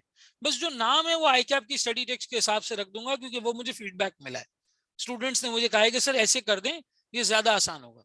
जो आईकैप का चैप्टर नेम है वो आप रखिए, लेकिन जो पोर्टल का सीक्वेंस है तुमने वही सीक्वेंस फॉलो करना है। पोर्टल पे जो पहला चैप्टर है तुम पहला वो करो। सर एसबीएल की क्वेश्चन आईकैप पेपर में देता है उस जैसे देता है, बिल्कुल वैसे नहीं देता। वो अगर 50 नंबर का एक देता है, ये 20-20 के 3 दे देता है, या 16-16 के 3 दे देता है, लेकिन देता जरूर है। टच वही वाला आ रहा है कि आपके ये एसपीएम के पेपर के अंदर। सर आप क्या वो क्वेश्चंस करवाएंगे? बिल्कुल करवाऊंगा। अभी अगर मैंने, आप अगर क्लास ज्वाइन की हुई थी तो मैंने अभी अपनी बुक के स्क्रीन शेयर की थी, बुक में दिखाया था कि मैंने केस स्टडीज डाली हुई है। और जब मैं बुक अपडेट कर रहा हूँ, जो कि जुलाई के मिड में इंशाल्लाह, मिड में 3rd वीक तक आ जाएगी, उसके अंदर तो और भी ज्यादा चीजें मैं डालूंगा और केस स्टडीज भी डालूंगा। अभी आपको मैं पीडीएफ लिंक शेयर कर देता हूँ व्हाट्सएप ग्रुप पे, आप डाउनलोड कर लें सॉफ्ट में, अपने पास किताबें। मैं आपको जो है वो बेसिकली अभी जो 1 आध महीना हमारी क्लासेस चलेंगी वो से करवा देंगे, कोई मसला नहीं। कोई ऐसी टेंशन वाली बात नहीं है, परेशानी वाली बात नहीं। Sir would I cap considering for open book for SPM in near future like BFD? It should consider, लेकिन वक्त लगेगा। लॉ में भी तो वक्त लगा, टैक्स में वक्त लगा, वक्त लगेगा। कॉर्पोरेट लॉ भी कर दिया ना उन्होंने ओपन बुक, ये भी कर देंगे इंशाल्लाह। चलें जी, और कोई सवाल किसी का? एनीवन? अच्छा, अब आ जाते हैं कि सर हम पढ़ेंगे किस तरह। बिलाल कहते हैं सर ये स्ट्रैटेजी कैसी होगी कि रिकॉर्डेड लेक्चर्स, 1 मिनट भाई, 1 मिनट, सवाल आया किसी का। बिलाल कहते हैं सर ये स्ट्रैटेजी कैसी होगी कि रिकॉर्डेड लेक्चर ले लें और 2-3 महीने में कंप्लीट कर लें, प्रैक्टिस करते रहें। अगर आपको ऐसे ठीक लगता है आप ऐसे कर लो, कोई मसला नहीं है। देखो डिपेंड करता है ना कि एग्जाम में टाइम कितना बाकी है। अब अगर किसी के एग्जाम में 3 महीने बाकी हैं तो मैं उससे कहूंगा भाई तू सिर्फ रिकॉर्डिंग ले ले, अगर तो एग्जाम में सिर्फ 3 महीने रहते हैं। अभी तो क्लासेस शुरू हुई हैं, हर वीक 2 क्लासेस अपलोड होंगी, आप साथ साथ देखते जाओ, उसमें और क्वेश्चंस होंगे, पिछले अटेम्प्ट से ज्यादा मटेरियल होगा, ज्यादा सवालात होंगे। क्यों जल्दी मचानी है कि मैं 2 महीने में सारे लेक्चर्स देख के बैठ जाता हूँ पुराने बैच के? क्यों देखने हैं पुराने बैच के? चलो ठीक है, अब किसी क्लास में कोई नहीं आया, 0 स्टूडेंट्स हैं, रिकॉर्डिंग ही है, तो फिर मैं अपलोड कर दूंगा पुराने बैच की वीडियो वहां पे, कोई मसला नहीं। कॉन्सेप्ट तो वही है ना, कोई चीज चेंज तो हो नहीं रही। सर 2 महीने में कोर्स कवर करने से कोई इशू होगा इफ अटेम्प्ट इज इन दिसंबर, और उसके लिए कोई रिवीजन स्ट्रेटजी? भाई ये जो सवाल पूछ रहे हैं ना कि सर मैं 2 महीने में कोर्स कवर कर लूँ, ये शायद फॉर्म में नया है, या ये अभी ऑडिट पे गया नहीं है। क्योंकि जब आप ऑडिट पे जाएंगे तो उसके बाद तो आप कुछ भी याद नहीं रख पाएंगे। सर पढ़ने से चीजें याद नहीं रहती, किस तरह से उसे याद रखें? आयशा, उसको लिख के याद रखें। जितना आप लिख के सॉल्व करेंगे उतना आपको याद रहेगा, जितना आपने लिख के किया होगा। अभी थोड़ी देर पहले मैंने एग्जांपल दी थी, ड्राइविंग कोई देख के नहीं, पढ़ के नहीं समझता, ड्राइविंग करके लोगों को याद रहती है। फिजिकल क्लासेस नहीं होंगी, ऑनलाइन क्लास होंगी। अगर फिजिकल के लिए 10 से 12 स्टूडेंट साइन अप करते हैं और वो फिजिकल क्लास में आते हैं, तो मैं ऑफिस से डायरेक्ट आईक्यू आ जाऊंगा, वहां पे क्लास ले लूंगा, मुझे कोई इशू नहीं है। I got no issues at all, कोई मसला नहीं है मुझे। लेकिन अगर स्टूडेंट साइन अप नहीं करते तो फिर वो बेवकूफ़ी होती है कि मैं व्हाइट बोर्ड पे खड़े होकर अकेला क्लास ले रहा हूं, जबकि उस रूम के अंदर कोई नहीं बैठा हुआ। कभी लैपटॉप की सेटिंग आउट हो जाती है, कभी वीडियो नहीं नजर आ रही होती, कभी कुछ ब्लर हो जाता है, कभी कुछ हो जाता है। क्लास में स्टूडेंट्स बैठे होते हैं, एक मोमेंटम बनता है, मोमेंटम होकर पढ़ा भी सकता है आदमी। कैमरे के अंदर देखते हुए बिल्कुल भी मोमेंटम नहीं बनता है, मेरा एटलीस्ट नहीं बनता है, मेरा नहीं बनता, मैं अपनी बात कर रहा हूँ और किसी की बात नहीं कर रहा। तो अगर 10-12 लोग साइन अप करोगे, मैं आ जाऊंगा फिजिकल क्लास लेने के लिए। नहीं करोगे इसी तरह क्लास लूंगा। वीडियो तुम्हारे सामने है, वीडियो में खुली रखता हूँ, ठीक है। साउंड क्वालिटी तुम्हारे सामने, हैंड राइटिंग तुम्हारे सामने, क्लास की कितनी स्मूथनेस है, क्या है क्या नहीं है, वो तुम्हारे सामने। इंटरनेट कभी अल्लाह ना करे खराब होता है, ऊपर नीचे होता है, तो वो तो बहरहाल ठीक हो ही जाएगा। Sir would be teaching on software और ऑन व्हाइट बोर्ड। यार वन नोट पे पढ़ाऊंगा। ये वन नोट है, देखो ये तुम्हारा वन नोट है। ये एसपीएम की रिवीजन क्लास करवाई थी, इस तरह से कुछ मेरी बहरहाल हैंड राइटिंग है। ये इस तरह से क्लासेस हो रही होंगी, ये ऐसे फ्लो चार्ट बना के चीजें करवा के इस तरह से। ये जैसे मैंने अभी, ये this is how I take classes. ये आउटलुक होगा तुम्हारे लेक्चर नोट का, ठीक है। अच्छा, फिर इसकी कुछ लोग कहते हैं सर पीडीएफ दे दें। भाई पीडीएफ अच्छी बात है, तुम ले लो पीडीएफ, मसला नहीं है मुझे कोई। मैं वन नोट से निकाल के दे दूंगा, कभी कभी एक्स्ट्रा करने में मसला करता है, लेकिन निकल आएगा। लेकिन देखो, अगर रजिस्टर मेंटेन नहीं करोगे, अपने हाथ से लिखोगे नहीं ना, फिर एक्सपेक्ट नहीं करोगे तुम्हें याद रहेगा, फिर एक्सपेक्ट नहीं करो। फ्लो चार्ट्स मैं दे दूंगा तुम्हें, समरी भी बना के दे दूंगा, मेरे पास बनी हुई है ऑलरेडी, मैंने बनवाई हुई है, सब कुछ है, सारा कुछ डन है। लेकिन खुद बनाओ, रजिस्टर मेंटेन करो, लिखने की आदत डालो। मैं आज तक लिखता हूँ ये चीजें अपने हाथ से खुद। लिखने की आदत डालो तो तुम्हें याद रहेगा, याद रहेगा, हर चीज याद रहेगी। रजिस्टर प्रॉपर मेंटेन करना है, चाहे रिकॉर्डिंग ले रहे हो चाहे लाइव क्लास ले रहे हो। क्लास लेते हुए लिखते रहो, लिखते रहो, पॉज करो, अगर रिकॉर्डेड ले रहे हो पॉज करो, देखो इसको, लिखो अपने पास, रिटर्न लिखो फॉर्म में। ये सारी चीजें करना जरूरी है, सही है। केस स्टडीज होंगी, सारी चीजें पढ़ाई जाएंगी। अच्छा, अब एक आखिरी बात, सर ये सब तो आपने बता दिया, कैसे पढ़ेंगे, लेक्चर इस तरह होंगे, पेपर ऐसा होगा, ये वाली चीज होगी, वाली। सर आप ये अच्छा पढ़ाएंगे, ये कैसे पता? ये हम कैसे मान लें कि आप इसको अच्छा पढ़ाएंगे या आपको ये चीजें आती हैं? यार छोटा सा एक इंट्रोडक्शन मैं अपना दे दूं, शुरू में मैंने नहीं दिया था कि पहले सारी काम की बातें हो जाए। I am an associate chartered accountant. मैंने थोड़ा बहुत बिजनेस अंडरस्टैंडिंग यूं समझ लो कि अपनी आर्टिकल्स के वक्त ऑडिटिंग में डेवलप की, वो इनहेंस होती गई, फिर पाकिस्तान से बाहर काम करने का मौका मिला। देन आई ज्वाइन यूनिलीवर, वहां पे बहुत ज्यादा होराइजन एक्सपैंड हुआ।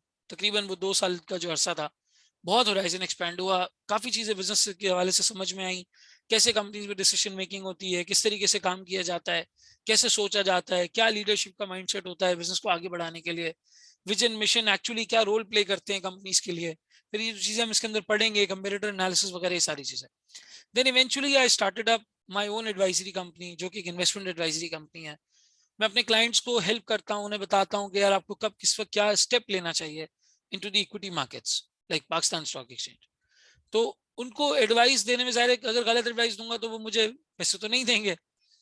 सही एडवाइस देने के लिए मुझे कंपनीज को पढ़ना पड़ता है, ना सिर्फ उनके नंबर्स को जो मुझे बीएफडी में हेल्प करते हैं, बल्कि उनकी थियरी को जो मुझे एसपीएम में हेल्प करती है, उनके बिजनेस मॉडल्स को, उनके कंपटीशन को, इंडस्ट्री के एनालिसिस को, इकोनॉमिक्स के, इकोनॉमिक एनालिसिस को, इन सब चीजों को समझना पड़ता है, डे इन आउट एनालाइज करना पड़ता है, तब जाके इस लेवल पे पहुंचते हैं कि एक एडवाइस दे पाते हैं। तो चाहे बीएफडी हो चाहे एसपीएम हो, और फिर ऊपर एमएसए 2 हो, ये तीनों पेपर्स मैंने फाइनल के पढ़ाने ही इसीलिए हैं क्योंकि वो कोर काम है जो मैं करता हूँ। और डेली बेसिस पे केस स्टडीज, कभी लकी को एनालाइज करना, कभी इंटरनेशनल स्टील्स को, कभी सिस्टम्स को, कभी यूनिटी फूड्स को, कभी इत्तेहाद केमिकल्स को, कभी किसी वेंचर कैपिटलिस्ट को, कभी किसी स्टार्टअप के नोशन को समझना कि यार ये बिजनेस किस तरफ जा रहा है, इसका लिस्टेड कंपनीज पे क्या इंपैक्ट पड़ेगा, कैसे होगा, ये सारी चीजें पढ़ना, समझना, रिसर्च रिपोर्ट्स को रन थ्रू करना, लिखना, ये सारा काम। तो वो मुझे काफी हद तक एज देता है कि मैं एसपीएम को प्रैक्टिकल एग्जाम्पल से पढ़ाऊँ। डेमो लेक्चर्स पढ़े हुए, एसपीएम की वर्कशॉप वगैरह की चीजें पढ़ी हुई यूट्यूब पे। मैं मजीद डेमो लेक्चर्स अपलोड करूंगा, आप वहां पे इस चीज को एनालाइज कर सकते हैं, असेस कर सकते हैं। अब मैं यूनिलीवर में नहीं हूँ बिलाल, अब मैं अपनी एडवाइजरी कंपनी रन करता हूँ फुल टाइम बेसिस पे। it goes by the name of Whale Advisors Private Limited. So it's a licensed company by SCCP, और हम पाकिस्तान स्टॉक एक्सचेंज की इन्वेस्टमेंट्स के ऊपर एडवाइजरी प्रोवाइड करते हैं, as in the shares in the futures as well. तो ये बात है, ठीक है।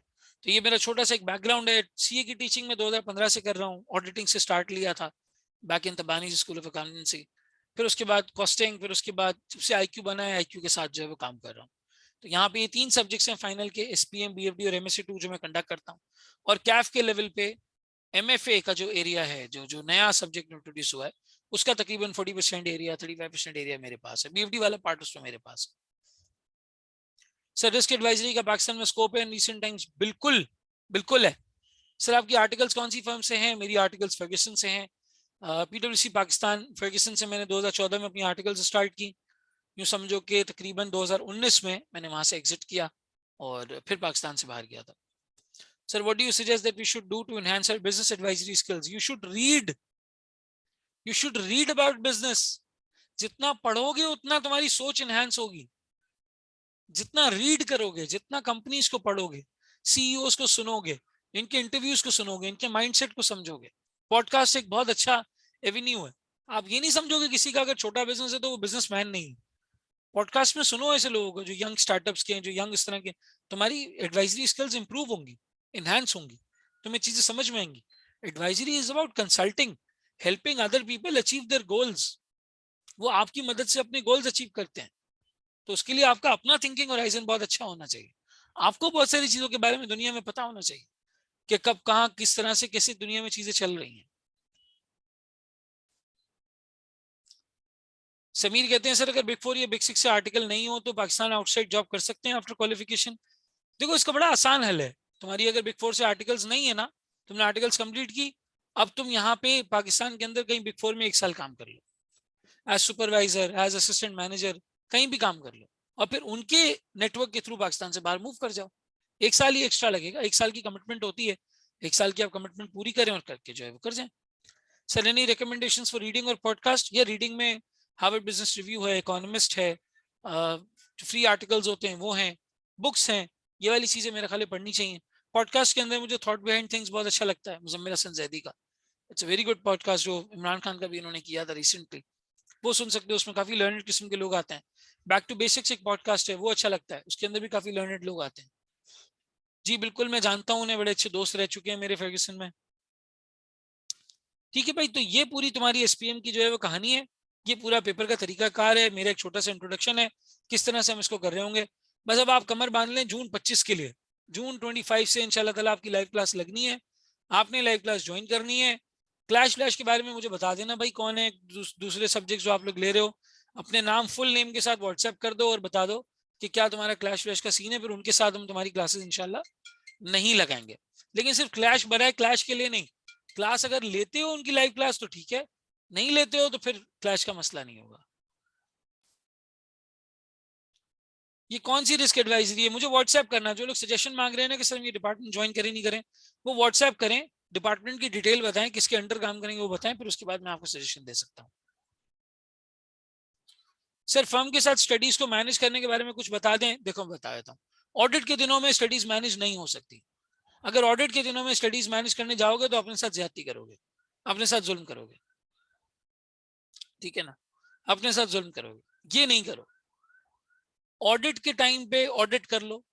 जब तुम्हें वो 2 महीने वाला स्लैक टाइम मिलता है ना, फ्री टाइम मिलता है, जब तुम्हें ये चीज पता है वो 2 महीने बाद वाले टाइम पीरियड में कि यार अब थोड़ा सा ठंड वाला मामला है, साइनिंग वाइनिंग हो गई है, फाइल आर्काइव होने में 1-1.5 महीना है, अभी इतना काम नहीं है, शाम को टाइम पे घर पे जा रहे हो, तब तुम प्रायोरिटाइज करो स्टडीज को.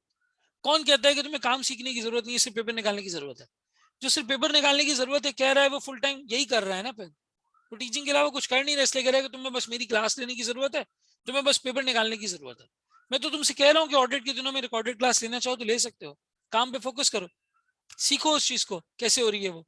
और जब जो जो जो तुम्हारा वो फ्लैग टाइम आता है ना कि जब ऑडिट नहीं होता, उसमें तुम स्टडीज को प्रायोरिटाइज करो. उसमें फिर लोग 2-2 3-3 घंटे स्क्रीन पे जाया करते हैं, मोबाइल पे जाया करते हैं, फालतू आउटिंग्स में जाया करते हैं. तो भाई बैलेंस अप्रोच का ये मतलब नहीं है कि ऑडिट और पढ़ाई रोज दोनों रोज होंगी. एक उसूल है फर्स्ट थिंग्स फर्स्ट. इस पर किताब भी बहुत अच्छी है, ये पढ़ना चाहो तो पढ़ सकते हो. फर्स्ट थिंग्स फर्स्ट बहुत अच्छी बुक है. इस बुक में पढ़ो, ये यही कहता है कि भाई आपको प्रायोरिटाइज करना होता है. इसका ये मतलब नहीं है कि डेली हर चीज होनी चाहिए, हर चीज अपने वक्त के सेक्शन में होनी चाहिए. जनवरी फरवरी पता है, जून जुलाई पता है ऑडिट के लिए इंटेंसिव है, लेकिन सितंबर अक्टूबर नहीं है, मार्च और अप्रैल नहीं है. उस वक्त पढ़ो. किसने रोका है आपको उस वक्त पढ़ने से? उस वक्त हम खुद फेसबुक पे और इंस्टाग्राम पे और स्नैपचैट पे टाइम जाया करते थे. फिर हम कहते हैं यार रिकॉर्डेड लेक्चर्स पाइल अप हो गए.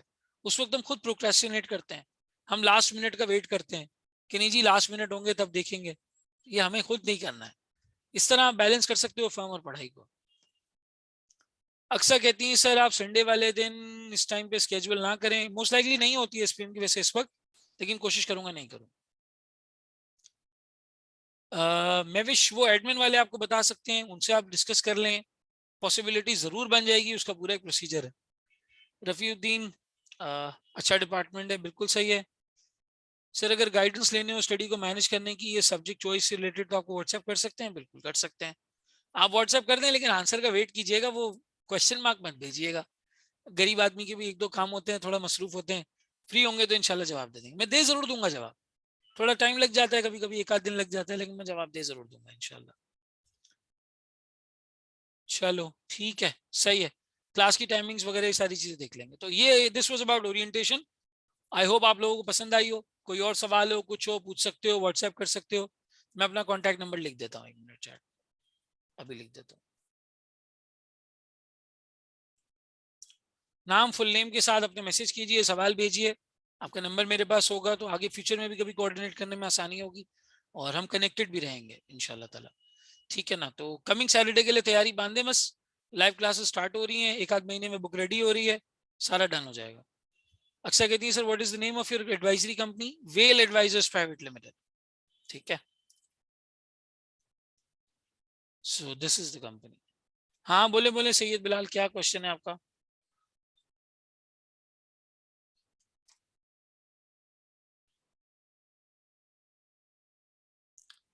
जी बिलाल, पूछ सकते हैं आप। और कोई किसी का भी सवाल है तो पूछ सकते हैं। कमिंग सैटरडे से क्लासेस स्टार्ट होंगी। अगर और कोई सवाल नहीं है तो कोई ऐसा मसला नहीं है, आप अपनी कोई और चीज देखनी है वो भी कर सकते हैं। चलें जी, thank you so much everybody. जिनके क्वेश्चंस हैं वो रुक सकते हैं।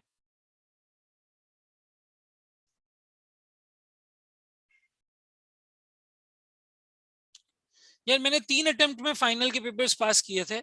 सवाल ये आया है कि सर वो एएफएफ में इतना टफ रूटीन होता है तो उसमें कैसे आपने जब वो पेपर्स निकाले? तो यार वही बात है कि मैं प्रायोरिटाइज कर लेता था। मार्च और अप्रैल का महीना पढ़ने के लिए रख लिया, और स्केजुलिंग होती थी यार, टाइम टेबलिंग होती थी। मुझे पता होता था भाई ये 2 महीने मुश्किल है, उन 2 महीने में मैं नहीं कोशिश करता था घर जाके पढ़ने की। मैं ऑडिट पे फोकस करता था कि मुझे काम समझ में आए, मैं सीख सकूं कोई चीज। लेकिन जब वो लूज मंथ्स आते थे, जब आप शाम को 5 बजे भी फ्री हो जाते हो, कभी कभी सुबह 11 बजे भी पहुंचते हो ऑफिस, तो मैं वो टाइम जाया नहीं करता था, निकाल लेता था, अल्लाह का शुक्र है, उसमें पढ़ लेते थे। ठीक है सर, ऑनलाइन क्लासेस में can we unmute ourselves for questioning? बिल्कुल, you should unmute yourself for questioning. मैं इनकरेज करता हूँ इस चीज को। अगर किसी को माइक पे पूछना है वो लिखे, मैं उनका माइक ओपन कर दूंगा उसी वक्त। मैं बहुत इनकरेज करता हूँ। कैफ की मैं क्लासेस लेता था जब ऑनलाइन कोविड के टाइम पे, तो मैं माइक पे ही सवाल लेता था। ये पता नहीं फाइनल में मसला है, वो बात ही नहीं करते, बोलते ही नहीं है स्टूडेंट्स माइक के ऊपर। तो आप बिल्कुल अभी भी माइक आप इस्तेमाल करें सवाल पूछने के लिए, मुझे कोई मसला नहीं है इस पर। मैं आपको माइक की इजाजत दूंगा, इसी इन्वायरमेंट में क्लासेस होंगी इंशाल्लाह। और कोई सवाल किसी का? एनीवन?